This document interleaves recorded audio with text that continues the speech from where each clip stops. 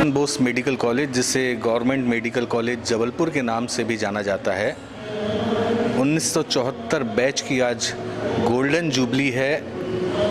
बहुत सारे स्टूडेंट यहाँ से पास आउट हुए, बहुत सारे भारत में प्रैक्टिस कर रहे हैं और इसी तरह बहुत सारे भारत के बाहर विदेशों में अपने ज्ञान का एक अपने टैलेंट का एक परचम लहराते हुए भारत का नाम रोशन कर रहे हैं और मरीज़ों को ठीक कर रहे हैं। उन्हीं में से एक डॉक्टर SPS मावी, जो कि ओहायो अमेरिका से हैं, वो इस गोल्डन जुबली में शिरकत करने आए हैं अपनी पत्नी जसविंदर कौर जी के साथ। आइए उनसे कुछ गपशप कर लेते हैं। इस गोल्डन जुबली में आकर उनको कैसा लगता है। डॉक्टर साहब क्या कहेंगे, बताएं। कहने के लिए शब्द नहीं है, पर गुरुजन, मेडिकल स्कूल, भगवान और मेरे दोस्तों की वजह से मैं आज यहाँ हूँ।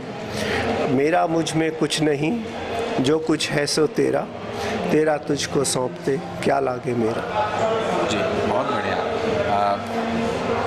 कहते हैं कि हर सफलता के पीछे एक औरत का हाथ होता है। कितना सहमत हैं इस चीज़ से आप? 100%। और उसके साथ एक आध बात भी जोड़ सकता हूँ अगर आपकी इजाज़त हो। हर एक सफल आदमी के पीछे एक औरत का हाथ होता है जी। हर एक असफल आदमी के पीछे कई औरतों का हाथ होता है। क्या कहना चाहेंगी? बहुत ही उम्दा जोड़ी मुझे लग रही है। क्या कहेंगे आप? बहुत ज़्यादा जो स्वीट है और मेरे को इतना रिस्पेक्ट देते हैं जैसे कि कभी मैंने सोचा भी नहीं था। आप कौन सी स्टेट से हैं इंडिया में? इंडिया, पंजाब से। पंजाब से। हाँ जी। तो मतलब सिख हाँ। समझ में आ रहा है। हाँ। तो आप ऑफ द कैमरा जब बात हुई डॉक्टर साहब से, तो डॉक्टर साहब ने कहा कि मैं आपके कंट्रीब्यूशन को अपनी ज़िंदगी में बहुत मानता हूँ। हाँ जी। हमने स्टार्ट की, जीरो से स्टार्ट की। दोनों ने लाइफ जो कुछ भी है हम अपनी है जी, मेहनत से जी। तो कोई पैसा किसी से नजायज़ नहीं लिया जी। तो इन्होंने मेहनत की, मैंने उसको संभाला जी। तो आज वही है। आप कितने साल बाद जबलपुर आई हैं आप? मैं सेकंड टाइम आई। अच्छा, कितना अंतराल पहले हो गया?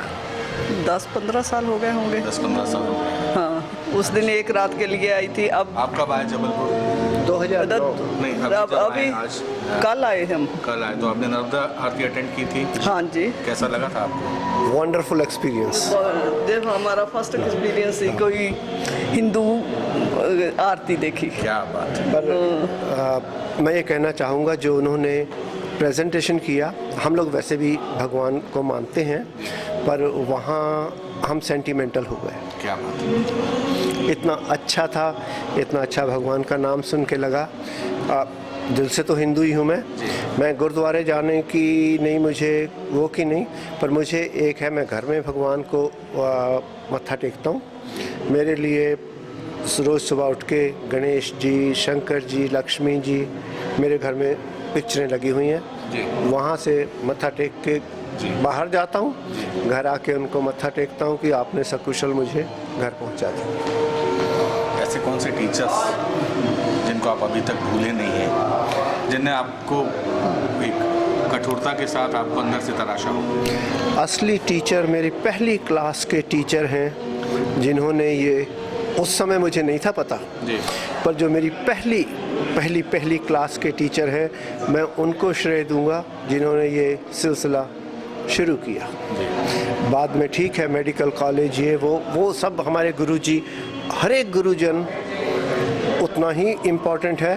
पर अगर पहले क्लास वाले गुरुजी हमको ना चलाते, ना सीढ़ी रास्ते पे लाते, तो उस लेवल से लेके आज तक मरीज भी मेरे गुरु हैं जो मुझको पढ़ाते हैं हर रोज़। सो हर एक बंदा गुरु है और यही मैं कहूँ। क्या सोचते हैं आप? अमेरिका में रह रहे हैं और इंडिया भी रैपिडली ग्रो कर रहा है, एक अंतर फिर भी है, डिफरेंस है, ये कैसे कवर हो? क्या चीज़ें आपकी तरफ से, क्या इनपुट है जो इंडिया में डॉक्टर्स बन रहे हैं, MBBS कर रहे हैं, प्रैक्टिस अपीयर कर रहे हैं, लेवल एक हमारा मैच हो जाए? जो हमारे ग्रेजुएट्स हैं नॉलेज वाइज उनकी ट्रेनिंग, मतलब मैं अपना एग्जांपल देता हूँ, उनकी ट्रेनिंग अमेरिकन बंदों की ट्रेनिंग से कहीं आगे।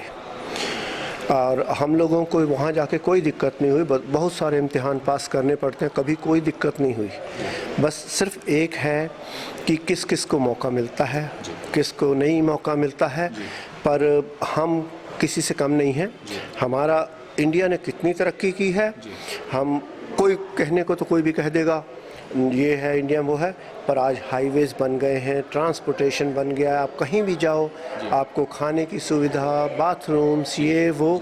तो भारत अगर कोई कहे कि मैं इससे असंतुष्ट हूँ, वो गलत बात है। मैं बहुत खुश हूँ और मैं रियली आई अप्रिशिएट कि हमने तरक्की की है। हाँ, समय लगेगा, हमारी पर कैपिटा सब कम जो कह लो कि मतलब ज़रूरतें हैं या कुछ है, उनको समाधान करते करते समय तो लगेगा। पर हमारी जो एजुकेशन का सिस्टम है, जिन्होंने हमको तैयार किया, आई कैन नॉट से कि वर्ल्ड में इससे बेहतर कोई एजुकेशन दे सकता है। आप मतलब एक स्टाम्प लगा रहे हैं, पॉजिटिव स्टाम्प लगा रहे हैं कि हमारा MBBS जो है वर्ल्ड में बहुत ज़्यादा, क्या कहेंगे आप? बहुत ज़्यादा अच्छा है जी। हाँ, मतलब ये जो जहाँ की पढ़ाई मेडिकल की जो है, जो डॉक्टर बन के निकलते हैं वो सबसे बेस्ट होते हैं। ये बड़े फख्र की बात हमें है। कभी दिक्कत ही नहीं हुई किसी चीज़ से। आपके अनुभव से अगर ये आवाज़ आ रही है तो ये बहुत सारे लोगों के लिए संदेश है। हाँ, जो MBBS विदेश जाकर अगर मेहनत करोगे तो कहीं भी आपको इज्जत मिलेगी। पैसा तो सभी भी कमा लेते पर इज्जत भी मिलती है अगर आप मेहनत करते। मतलब देखिए, मैं आपके सामने खड़ा हूँ, इम्तिहान होते हैं, हम लोग यहाँ से करके गए मेडिकल कॉलेज से, ECFMG, FLEX, internal medicine, pulmonary medicine, sleep medicine, सारे बोर्डों को करते हुए मुझे कभी कोई तकलीफ़ नहीं हुई। तो जिन गुरुजनों ने हमको इसके लिए तैयार किया है, तो हमारे देश की शिक्षा में कोई कमी नहीं है, सिर्फ इनको अपॉर्चुनिटी की बात है। हमारे देश का ग्रेजुएट कहीं भी जाके कहीं भी खड़ा होके कामयाब हो सकता है, और उसमें इतनी कैपेसिटी है और उसको प्रॉपर ज्ञान दिया जा रहा है, शिक्षा दी जा रही, सब कुछ है। मैं तो कहूँगा यहाँ की एजुकेशन लेके हम अमेरिकन्स जो हैं उनका एजुकेशन सिस्टम थोड़ा डिफरेंट है, पर वो जो हम लोगों को ट्रेंड किया गया है, वी कैन मैच एनीबॉडी।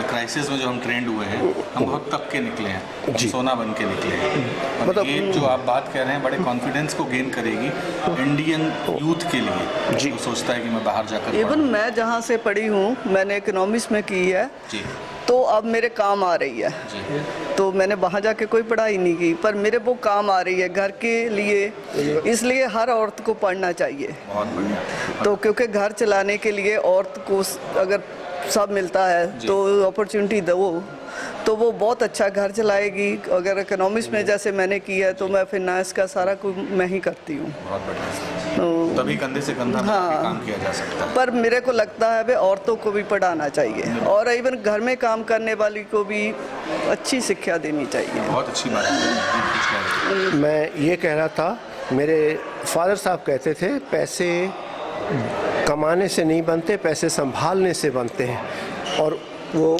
उसका श्रेय इनको जाता है।